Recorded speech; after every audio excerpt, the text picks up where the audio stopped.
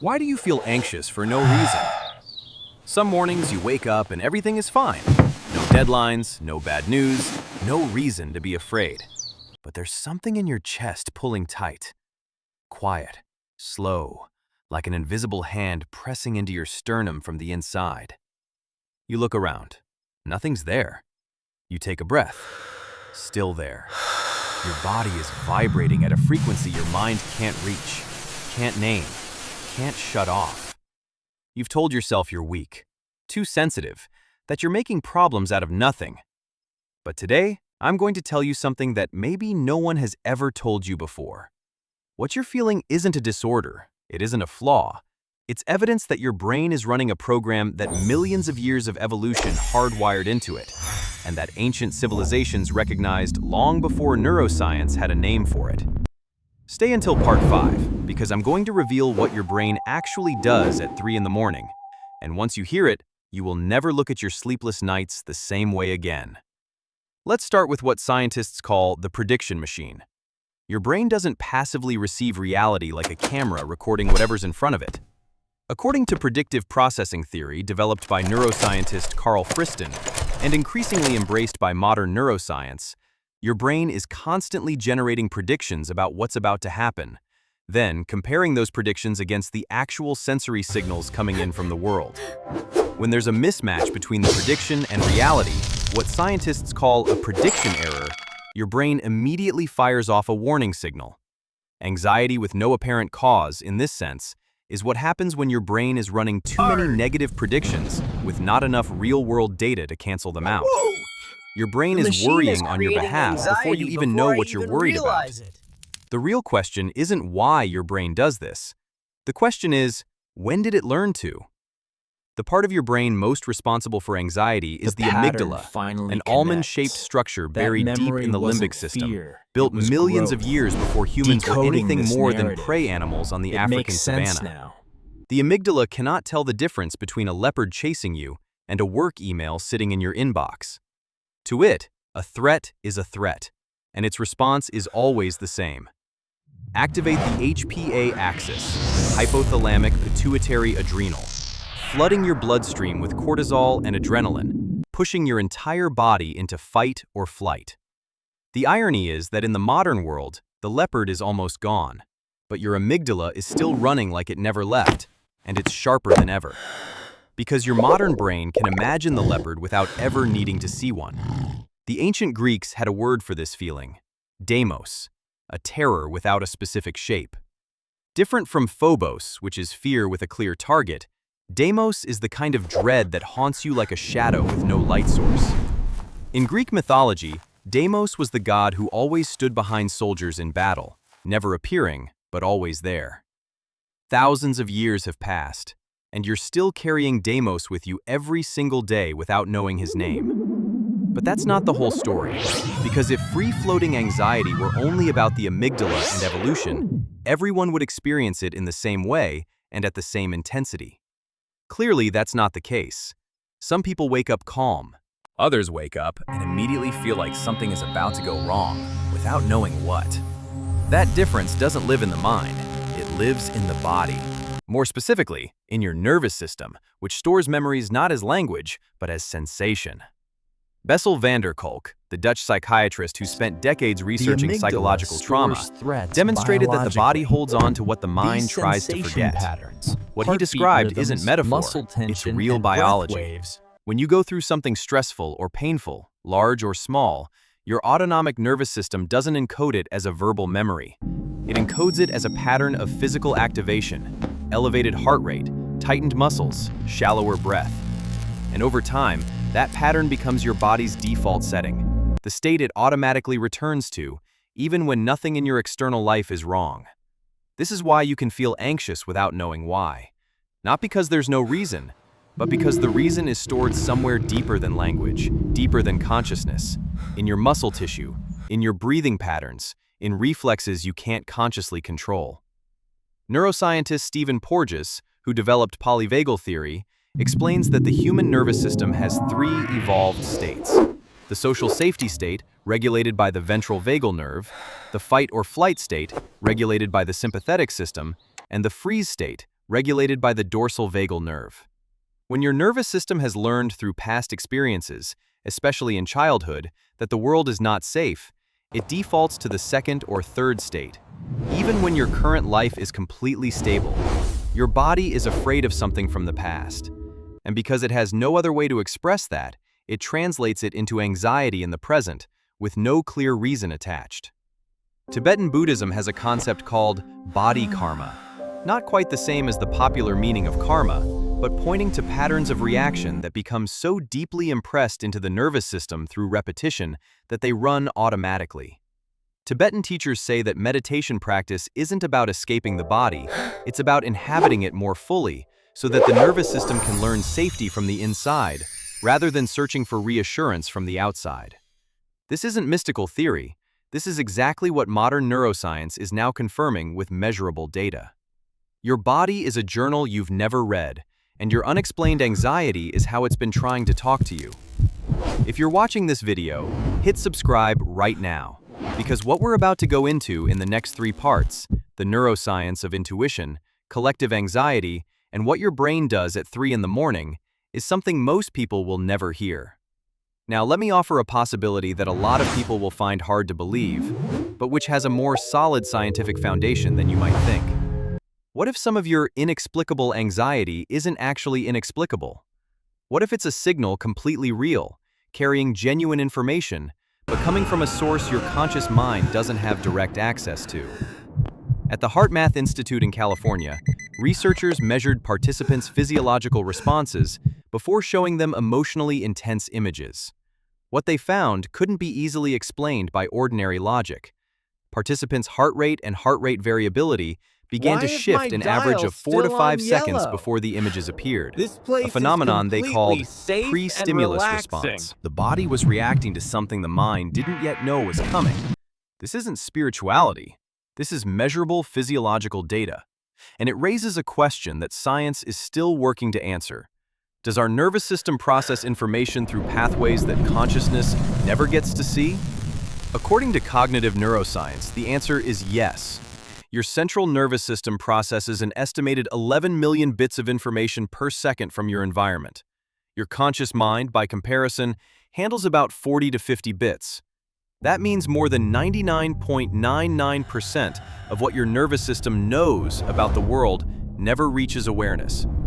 But it doesn't disappear, it accumulates, gets synthesized, and sometimes surfaces in the only form consciousness can access, a feeling. That vague unease with no apparent cause may be your nervous system trying to communicate a calculation it simply cannot put into words. Someone in the room whose behavior is inconsistent, a situation that structurally mirrors something that once hurt you. Something in your environment drifting off your brain's predicted model before your brain has identified what. The Japanese have a concept called kan. The closest English translation is intuition, but the full meaning goes much further. In Japanese martial arts and Zen practice, kan is the ability to read an entire situation without analyzing it piece by piece. A skilled fighter doesn't think, is he going to strike? He already knows before the thought forms. The Sufi tradition calls something similar kashf, an Arabic word meaning the lifting of the veil. The idea that human beings have multiple layers of perception, and the surface layer, the analytical mind, is actually the coarsest one, not the most refined. Deeper layers, they believed, can perceive things that the analytical mind would need hours to reach.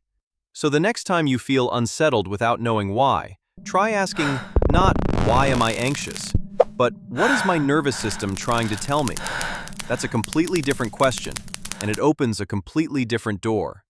Here's something most people never notice, but once you see it, you can't unsee it. Sometimes your anxiety isn't yours. Your nervous system is biologically designed to resonate with the nervous systems of the people around you. This isn't a metaphor. It's a real physiological function, carried out by a network scientists call the mirror neuron system. In 1992, neuroscientist Giacomo Rizzolatti at the University of Parma accidentally discovered that a group of neurons in the premotor cortex of monkeys fired not only when the monkey performed an action, but when it watched another creature perform the same action. These cells, later found to have a human equivalent, allow us not just to observe another person's emotions, but to actually experience them in our own bodies to some degree. When you sit next to someone who is deeply anxious, your nervous system doesn't simply register that they're anxious. It begins to mirror that neurological state. Your heart rate may nudge upward, your muscles may tighten slightly. You may start feeling unsettled without knowing why, because consciously, you haven't noticed that you're absorbing their anxiety. This gets amplified enormously in the digital world. When you scroll through social media and encounter hundreds of people who are anxious, angry, or afraid, even if they're thousands of miles away, your mirror neuron system is still processing and reflecting those emotional states. You're not just reading the news, you're downloading fragments of the neurological states of millions of people directly into your own nervous system. This is why study after study consistently shows that social media use correlates with generalized anxiety, even when the content you're consuming has nothing directly to do with your own life. Hindu tradition has a concept called collective karma, the idea that communities, families, and even entire societies can carry shared emotional patterns passed down across generations, not necessarily through genes, but through behavior, language, and the emotional atmosphere children grow up inside. Modern science calls this epigenetic transmission. Studies of descendants of famine survivors, war survivors, and people who experience severe trauma show that stress-induced changes in how genes are expressed can be inherited by the next generation. Your children, and even your grandchildren, may carry a biological imprint of things you or your parents once feared. Your anxiety sometimes didn't start with you. It started long before you. And recognizing that, not to assign blame, but to understand, is the first real step toward putting it down. Everything is falling apart. And now, this is what I promised you from the beginning. What actually happens on the nights you wake at 2 or 3 in the morning with anxiety rolling in like a wave? No trigger, no reason, just darkness and a heaviness in your chest you can't explain. This is not random. And once you understand why it happens, it will never feel quite as frightening again. During a normal sleep cycle, the brain moves through several distinct stages. One of the most critical is NREM, stage 3, slow wave sleep, during which the brain performs what's called synaptic homeostasis, pruning neural connections, consolidating important memories, and clearing out unnecessary information. During this process, the glymphatic system, discovered by neuroscientist Maiken Nedergaard in 2013, pumps cerebrospinal fluid through the brain to wash away metabolic waste products, including beta-amyloid protein linked to Alzheimer's disease. Your brain is essentially running a deep clean on itself while you sleep, like a city that turns off its lights so the maintenance crew can work. But around 2 to 4 in the morning, as the body transitions between sleep cycles, there's a window where the prefrontal cortex, the part of your brain responsible for emotional regulation and rational thought, is operating at its lowest point of the entire day. Meanwhile, the amygdala is still very much awake. The result? You surface from sleep in a state where the amygdala is broadcasting loudly and no one is alert enough to edit what it's saying. This is why everything feels worse at 3 in the morning. Not because the situation is actually worse, but because your brain is running without its emotional regulation tools. The amygdala is shouting, the prefrontal cortex is offline, and you're caught between them with no referee. On top of that, circadian rhythm research shows that cortisol, the primary stress hormone, begins rising naturally around 2 to 3 a.m. to prepare the body for waking. If you happen to surface at that moment, you'll feel that cortisol wave before any external reason for it exists. The anxiety arrives first, the reason comes second.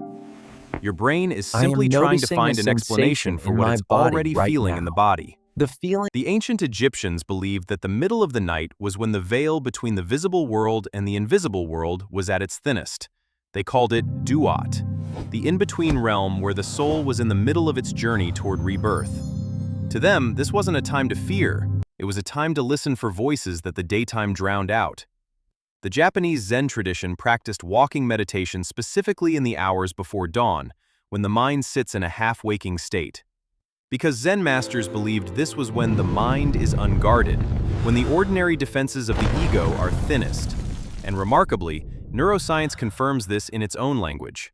The state between sleeping and waking, called the hypnagogic or hypnopompic state, is characterized by theta brainwaves, oscillating between 4 and 8 Hz. The same waves that appear during deep meditation, during peak creative flow, and during moments people describe as sudden insight or breakthrough.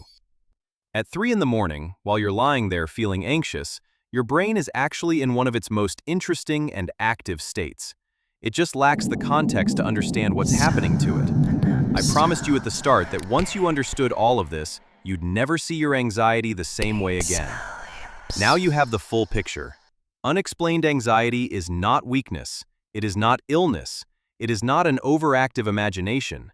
It's a prediction machine running too hot, a nervous system holding memories that language can't reach, a receiver picking up signals that consciousness hasn't decoded yet, a resonance with the collective fear of everyone around you, and a brain doing its job of protecting you, even when it's working a little too hard. The first thing you need to do is not stop the anxiety. It's to name it. Neuroscientists call this affect labeling. When you put language on an emotion, amygdala activity measurably decreases while prefrontal cortex activity increases. You don't need to know why you're anxious. You just need to say to yourself, I'm feeling anxious. This is a sensation in my body.